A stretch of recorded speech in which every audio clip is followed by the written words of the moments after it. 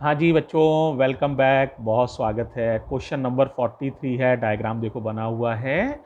देखो ये जो ऊपर सेल लगा होता है ना, ये 3 वोल्ट का है। इसे कहते हैं ड्राइवर सेल। ठीक है।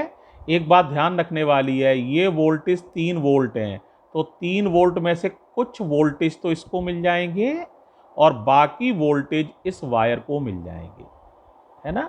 अब एक और इंपॉर्टेंट बात है, देखो बहुत ध्यान से समझ लो, है ना। जैसे मान लो, मुझे पता नहीं है कितने मिलेंगे, अभी तो सवाल में आगे करूंगा। मान लो इसको मिल जाते हैं 0.5 वोल्ट, तो बताओ इस वायर को कितने मिलेंगे? 2.5 वोल्ट। भाई टोटल 3 थे ना, तो इसको मिल गया 0.5, तो 2.5 वोल्ट। इसका मतलब ये है इस वायर पर कुल वोल्टेज 2.5 वोल्ट हैं। तो हम जब नापेंगे सेल के वोल्टेज, तो सेल के सारे वोल्टेज नापोगे, लेकिन 2.5 वोल्ट से बड़े वोल्टेज आप नाप नहीं सकते हैं। जैसे ये वाला सेल है 1.5 वोल्ट का है, ये तो नप जाएगा क्योंकि 2.5 वोल्ट तक नाप सकते हैं। 2 वोल्ट का होगा वो भी नापा जा सकता है। लेकिन ये सेल अभी 4 वोल्ट का हो, तो ये तो 2.5 वोल्ट ही है, तो 4 वोल्ट का हम, ये वाला सेल यदि होता इवन 4 वोल्ट, तो उसको हम इस लंबाई पर कभी बैलेंस ही नहीं कर पाएंगे। यानी उसका मेजरमेंट इस पोटेंशियोमीटर के अरेंजमेंट से नहीं हो सकता है। बहुत सीधी सी बात यह है, ड्राइवर सेल 3 वोल्ट का है, तो उसमें से देखना होता है इस वायर को कितने वोल्टेज मिलेंगे। इस वायर को जितने वोल्टेज मिलेंगे, बड़े से बड़े उतने ही ईएमएफ को हम इस पोटेंशियोमीटर अरेंजमेंट से नाप सकते हैं। ठीक है। इतनी बात बहुत ध्यान से समझो, बड़ी इंपॉर्टेंट है। अब बेटे मैं सवाल को जरा ले रहा हूं। सवाल एक बार आपने पढ़ लिया है, पढ़ लो ध्यान से। कह रहा है 1.5 वोल्ट बैलेंस होते हैं 60 सेंटीमीटर पर, और एक और सेल यहां बदल दिया जाता है जिसका नाम E2 है, वो बैलेंस होता है 80 सेंटीमीटर पर। तो E2 की वैल्यू बताओ। आसान है, एक ही फॉर्मूला होता है यार, E1 अपॉन E2 बराबर L1 अपॉन L2। E1 कितना है? 1.5। E2 मुझे नहीं मालूम है, निकालना है। L1 है 60, L2 सवाल में दिया हुआ है 80। ठीक है भाई, तो आप बड़ी आसानी से कर सकते हो। ये इससे कट जाएगा, 15 चौके 60, 40 बार, और 40 से 80 कट जाएगा 2 बार। क्रॉस मल्टीप्लाई कर लो, E2 बराबर 2 वोल्ट। इसका मतलब बेटा E2 की वैल्यू कितने वोल्ट है? 2 वोल्ट। ये पहला आंसर हो गया, E2 की वैल्यू 2 वोल्ट है। अब ध्यान से समझना, सेकंड पार्ट को देखो, ध्यान से देखना।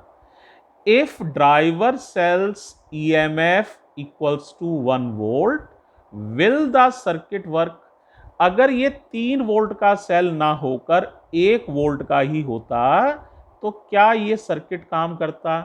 तो कोई बेवकूफ भी समझ सकता है कि नहीं करेगा।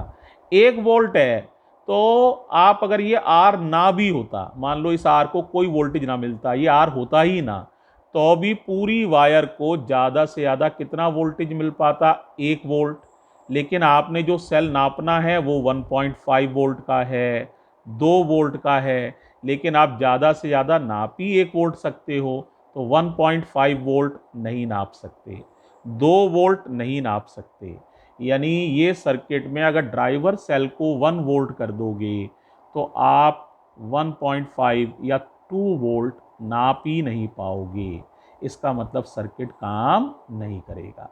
इसको ऐसे समझ सकते हो, जैसे किसी मिठाई वाले पर ज़्यादा से ज़्यादा बांट ही 1 किलोग्राम का हो, और कोई उससे के 1.5 किलोग्राम मिठाई एक ही बार में तोल दो, तो वो कहेगा भाई ये तो पॉसिबल नहीं है, ज़्यादा से ज़्यादा मैं 1 किलोग्राम तक मिठाई ही तोल सकता हूँ एक बार में। ठीक है। 1 किलोग्राम सारे बांट हैं छोटे छोटे, उनका मिला के एडिशन 1 किलोग्राम है। छोटे छोटे कई बांट हैं, सबको जोड़ दो, सब बांट एक साथ रख दो तो 1 किलो। लेकिन एक आदमी के एक ही बार में 1.5 किलोग्राम या 2 किलोग्राम मिठाई तोल दीजिए, तो एक बार में ये पॉसिबल नहीं है, है ना। समझ में आ गया? ज़्यादा से ज़्यादा एक बार में कितनी मिठाई तोली जा सकती है? सारे बांट चढ़ा दो तो 1 किलोग्राम, ठीक है, इसीलिए सर्किट विल नॉट वर्क। तो ये सेकंड का आंसर था।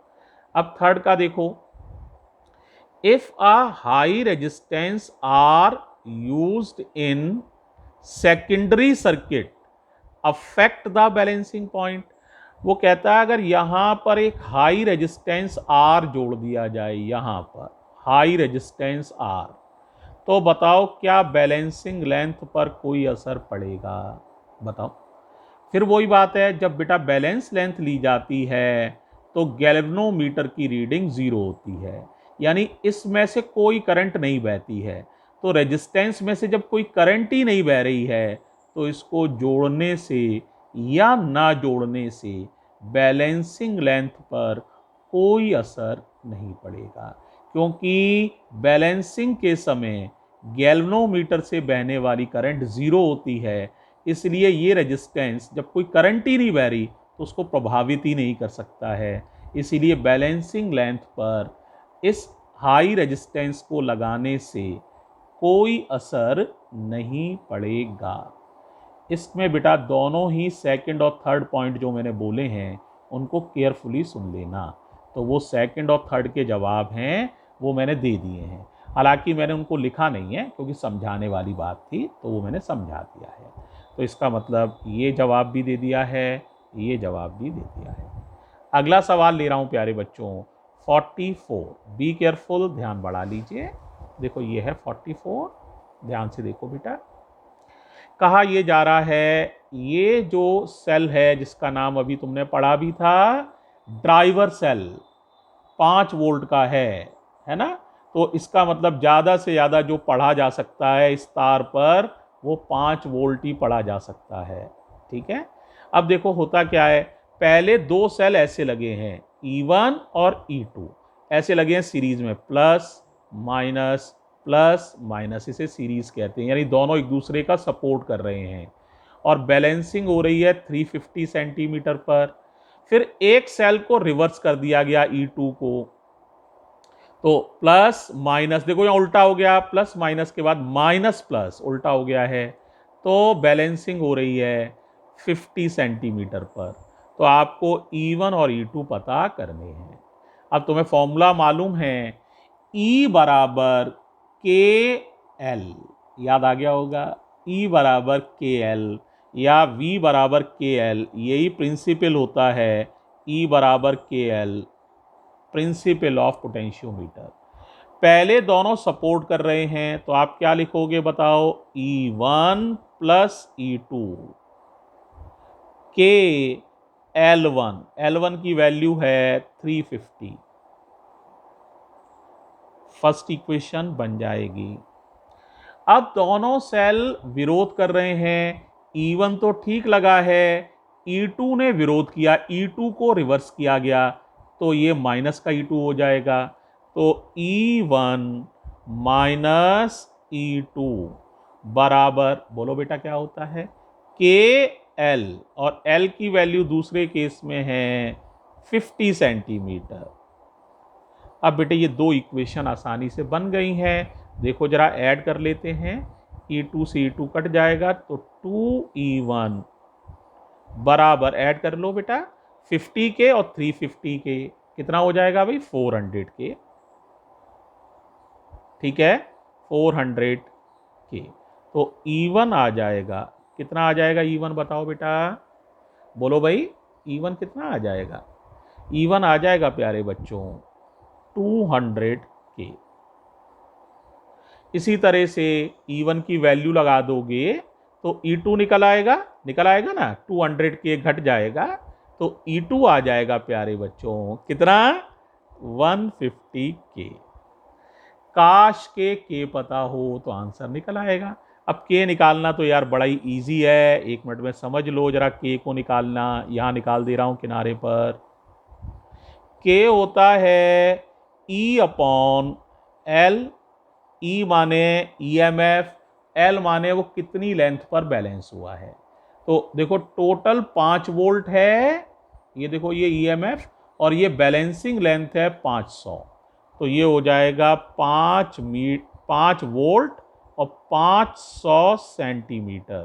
तो ये आ गया, कितना आ गया के 1/100 वोल्ट पर सेंटीमीटर, यानी लंबाई सेंटीमीटर में नापी होनी चाहिए, तो 1/100 है।